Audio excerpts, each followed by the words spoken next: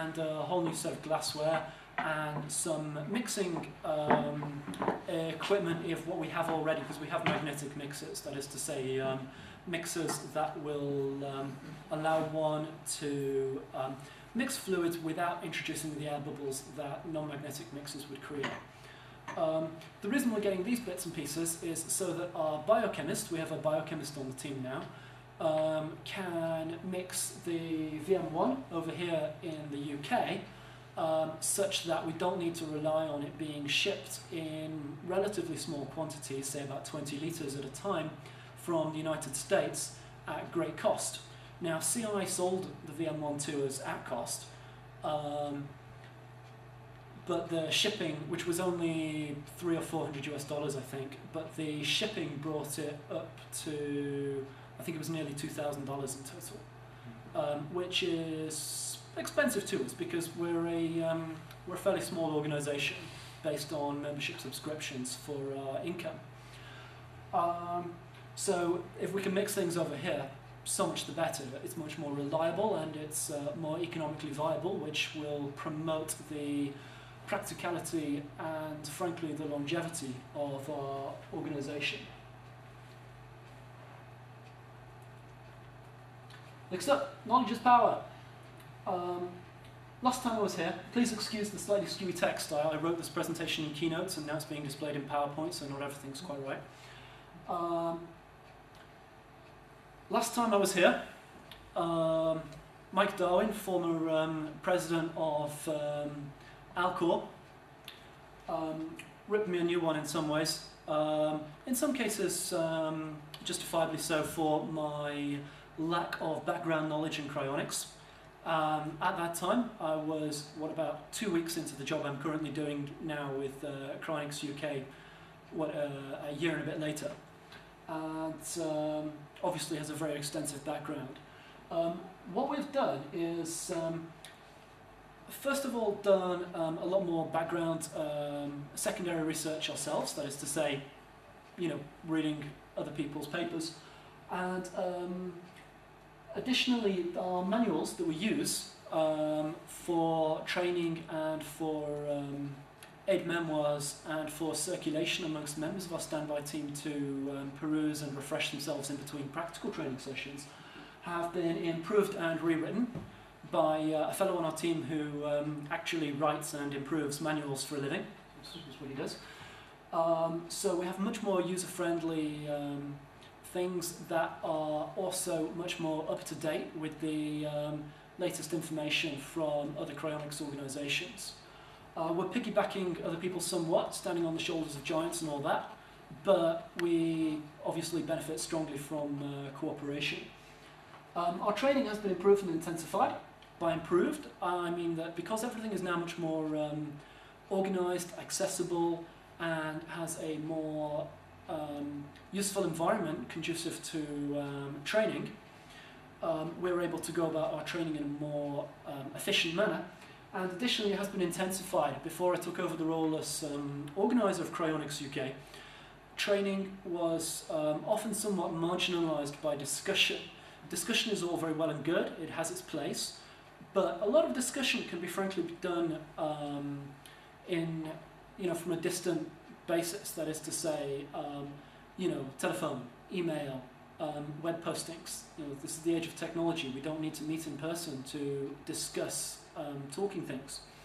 So these days we tend to have a short committee meeting, which I insist does not take more than, say, an hour and a half, one day or the other. And the rest of the time is given over to functional, practical, hands-on training. That means that our team is much more competent than it used to be, because what people do, they actually learn about rather than simply talking about some of the peripheral issues. People know what all our equipment is, they know where it is, they know what it does, they know how to use it. It's tremendously important things. Experts brought in. Since we have some people already within Cryonics UK who are verifiably experts in their field. For example, Alan Sinclair, our president, is a technical genius in many ways. He has fabricated a fair amount of our equipment.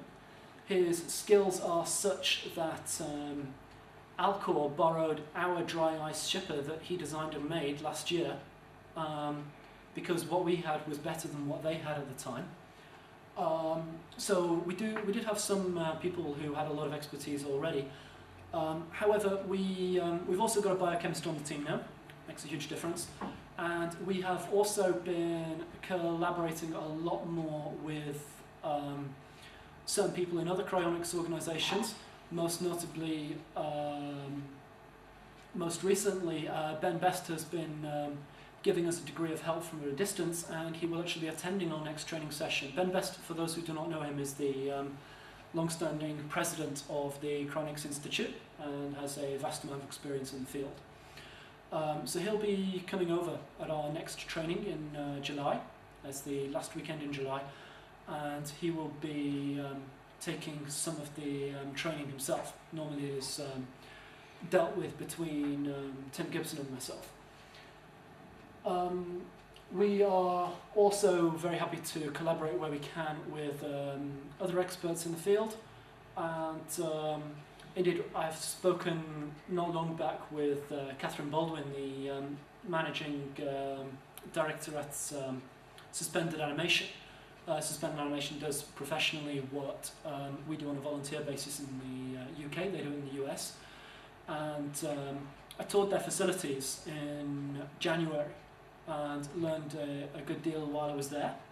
Had some ideas that I was able to bring back with me. Some things, small and simple, been able to implement already. Some things we need to find some money to do, and some things we need to basically simply get somebody to fabricate the equipment. Suspend Animation also have a fabricator with similar skills to Alan in our own organisation. So in other words, we're basically, by improving our knowledge base, we improve our ability to act in a competent and efficient manner. Obviously, if at any point, before, during or after a cryonics emergency, we think, hang on a minute, I'm not sure about this, then it is absolutely a possibility for us to simply phone somebody who knows more. There are people who have more experience, a phone call away, the other side of the planet, but a phone call away, who will be able to provide advice before, during and after such an emergency. Yes? Sorry, what constitutes a cryonics emergency? Patient deanimating, that is to say a non-reverse cardiac arrest. Does that answer your question? Yeah. Okay. So if some people have actually suggested, well, that's really unprofessional. You know, you're attending to an emergency situation and you're phoning somebody up to find out what to do. I have it on good authority that a competent surgeon performing a surgery, if there's some complication that he feels is beyond his immediate knowledge base, will have absolutely no shame in phoning a more experienced colleague.